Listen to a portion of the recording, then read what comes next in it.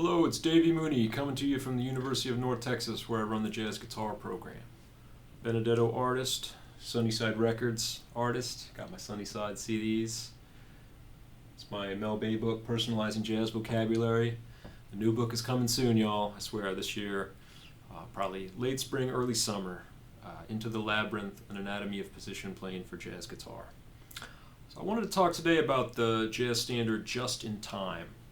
It's a great tune, Jule Styne song from the mid-50s. It was in a musical then, and it's been recorded by just about everybody, particularly jazz vocalists. Everybody loves to do this tune. You got Sinatra, Dean Martin, Tony Bennett, all those folks, everybody. And there's also some really great instrumental jazz versions. Sonny Rollins on the sound of Sonny Rollins in the mid-50s. One of my personal favorite recordings is Keith Jarrett, Standards in Norway. Great live version of that tune. And, pretty much everybody recorded it at some point. Barney Kessel. And, it's a really cool tune. It's got a lot of chord changes. It goes through, cycle of fourths, progression. And the phrasing of the song is really interesting too. So I'll go through the harmonies and at some point take a few choruses on it. So it starts off. Most people do it in B flat, although I've been listening to the Sinatra version from the mid '50s from one of those great Capitol records, and I swear he's in B. At first I thought that maybe with YouTube videos and things like that, things will be off by a half step, but I'm pretty sure he does it in B, which is interesting. But most people do B flat. Obviously, vocalists, put it in their key. But so you got a B flat major chord for 2 bars. You got this, and the Sonny Rollins version, they're very literal with the rhythm. It's almost like a, hits kind of with a.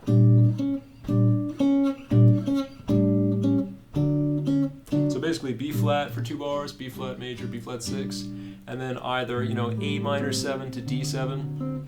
Sinatra version goes right to the dominant, so like 2 bars of B flat, 2 bars of D7, and there's kind of something here that might not seem that important, but to me is kind of a sticking point, something like that for me. Like whether the A minor is minor 7 flat 5 or whether it has a natural fifth. So if you have 2 bars of B flat, is it A minor 7 D7 or is it A minor 7 flat 5 D7? The melody doesn't really help you because the melody's on an A minor. That would be the 11 on a D note. And I don't think it matters that much. Although on the Sonny Rollins version, they do A minor 7. But anyway, another thing that's interesting is I've been playing this song for a long time, and I only recently, thinking about doing this video and teaching it to students, really did a deep dive into the different versions and the changes that people play. And the way I had learned it initially from who knows where, because it's not in the original real book. But, B flat for 2 bars. I learned A minor 7, flat 5, D7, and then G7 for 2 bars, and then C7 for 2 bars. But I've been listening to a bunch of versions. I heard Barney Kessel from a 50s record, the Sonny Rollins version, and the Sinatra version. They actually go B flat, A minor, D7, then A flat 7, sharp 11 for a bar, then G7 for a bar, then C7 for 2 bars. So I had always played G7 for 2 bars there, but I always felt like there was something that was holding me up or hanging me up on this tune where the G7, I always felt like I got to it too soon. And I'm not making this up now in retrospect, and I was always talking to students about this too, like what can I do? Maybe if I don't resolve to the 3rd and I resolve to D instead of B, and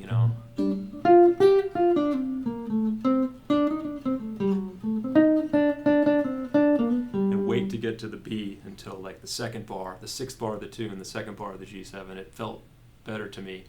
And then I heard, really listen closely to the Sonny Rollins and the Sinatra. I'm like, oh man, there's like an extra chord in there. They sort of extend the D7, the 5 of G7 for another bar. So that's interesting. I don't think many people play that. I don't think Keith Jarrett and them really, they do it at a pretty fast tempo, and this tune sometimes is done so fast that there isn't that much room for those other chords, although Sinatra, it's nice to swing in medium tempo. So anyway, we'll kind of I don't know if that chord is really, I mean, it's right, it's in the tune, but I don't know if it's played that often. But B flat for 2 bars, 2-5, G7 for 2 bars, C7 for 2 bars, and then F7 for 2 bars, B flat 7 for 2 bars.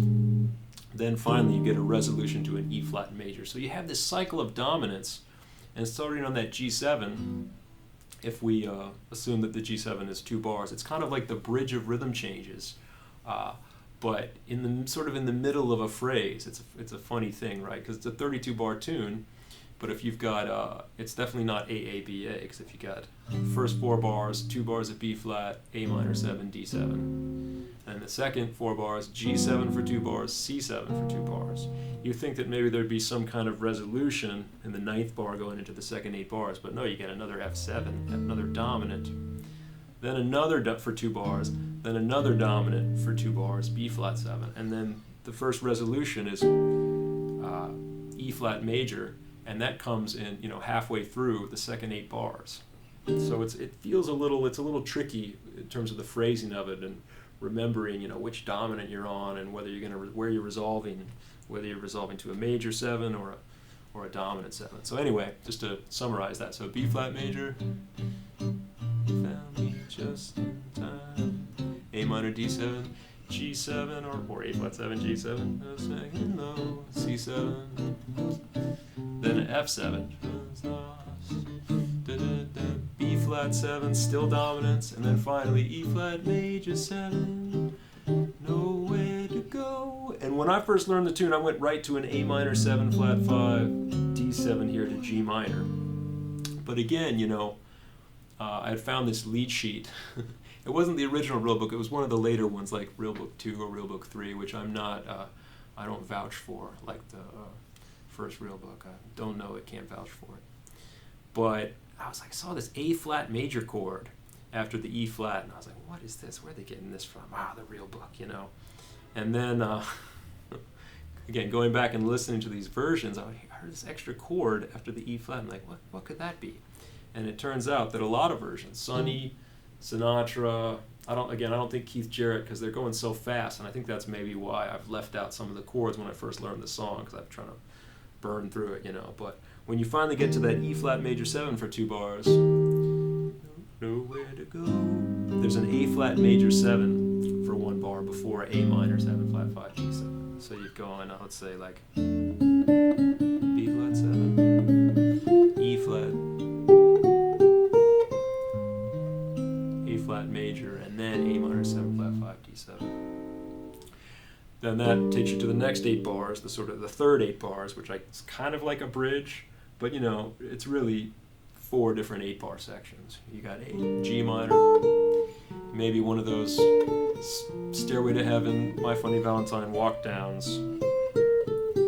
So you have sort of G minor, 5 of that, G minor, and then this is kind of interesting, C7, C sharp diminished to B flat, which is kind of fun. And I talked about that kind of progression where you have a 2-5 that you think would go to 1, like G minor 7, C7 would go to F. But in this case, the C7 kind of goes down a whole step to a major chord. And, I talked about that in the context of From This Moment On, the bridge of that Cole Porter tune. In that video also talked about how that same progression, I don't know if it's the same key, but occurs in Embraceable You and also the bridge of Ain't Misbehavin'. It's kind of a common thing, and it's really, I think the way it works is basically that C7. In this tune it's kind of spelled out. The C7 goes to C sharp diminished, which is sort of 5 of D minor, is 5 of D minor, and D minor, as we know, the 3 chord is so close to B flat, it's almost like it goes to B flat over D. So that's how you get from a G minor C7 to B flat. So you got that. I know just where I'm C7, C sharp diminished B flat, da da D, A flat 7, G7, and I used to always want to go stick an A7 in there before the A flat 7 to G7 to give a sort of another chord, as if we needed more chords in this tune. But listening to the various versions, it is very much like 2 bars of B flat, then a bar of A flat 7 and a bar of G7. And then the last 8 bars is super simple after all that craziness. You have C7, F7, B flat, G, C7, F7, B flat. Just goes 2 5 1 6 2 5 1. But man, on the way to get to there, you have a lot going on harmonically, a lot of cycles, and the phrasing of it is kind of interesting. And then of course, like with many of these tunes, every version is a little different. You have certain chords that you didn't know were happening, and everybody plays it a little differently. But just to summarize the chords one more time, so you have B flat for 2 bars, A minor, something, D7, maybe an A flat 7 for a bar, or maybe just 2 bars of G7, then 2 bars of C7, then 2 bars of F7, 2 bars of B flat 7, this is the second 8 bars, and finally a resolution to E flat major, and then on the original versions, A flat major, A minor 7 flat 5 D7, G minor, maybe a little walk down, Stairway to Heaven, C7, C sharp diminished, B flat, for 2 bars, A flat 7, G7, C7, F7, B flat or D minor, G7, C7, F7, B flat. And harmonically, it's one of those things where you just try to make all the changes. Like I said before,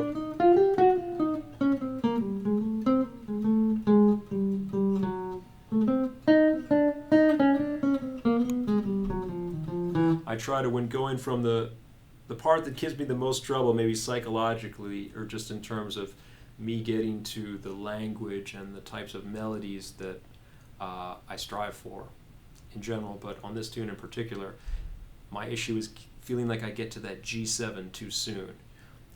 And one thing that helps is to not resolve to B natural right on beat 1 of the G7 bar. And it seems very particular, and I feel a little bit neurotic talking to my students about that, like, oh no, I hit B natural, and they're like, what's your problem? This is B natural, big deal. But so one way, if I don't want to put an A flat 7 on the first bar of G7, I'll just try to resolve to the note D, or to think of it like when you listen to the Keith Jarrett version. I think a lot of the time, instead of having 2 bars of a dominant 7 chord, he kind of makes it be a sus for the first bar. Kind of like you could do in the bridge of rhythm change, B flat, A minor, D7, G sus, or almost like D minor, G7, G minor, C7, or C7 sus, C7, F7 sus, F7, aka C minor, F7, B flat sus, B flat 7, aka F minor, B flat 7, to get you the E flat. And sometimes that helps a little bit, so you don't have to sustain 2 whole measures on a dominant 7 chord like that, especially when it's going 5-1. Sometimes it's nice to have a suspended feel and then move into the dominant, maybe do one of our famous, as the book talks about, 5 8th note resolution cells, or so you can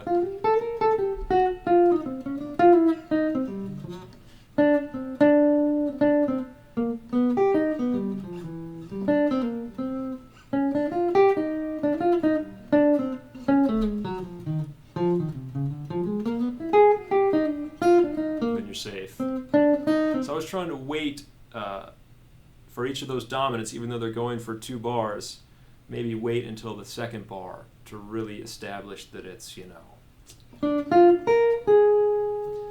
a dominant 7 chord. And again, that's just a strategy that helps me, especially to sustain like 8th notes and things like that, to have it be a suspension before being a dominant. And then the other thing, this is one of those tunes too where it's just like the tempo. People want to take it a million miles an hour, so there's always that issue. And I would urge you all to listen to, the Sonny Rollins is great, Sinatra's great, but man, Standards in Norway, y'all, that's another, on these videos I often talk about sort of my favorite albums. And that album is really special. It's got Little Girl Blue and All of You and a version of Dedicated to You that has this intro that will, like, if it doesn't reduce you to a blubbering mass of protoplasm and cause you to cry uncontrollably, I don't know, maybe you should check your hearing, because it's really powerful. And yeah, so I'm going to play some choruses on this thing. And again, really great standard, just in time, and I hope you enjoy it. All right.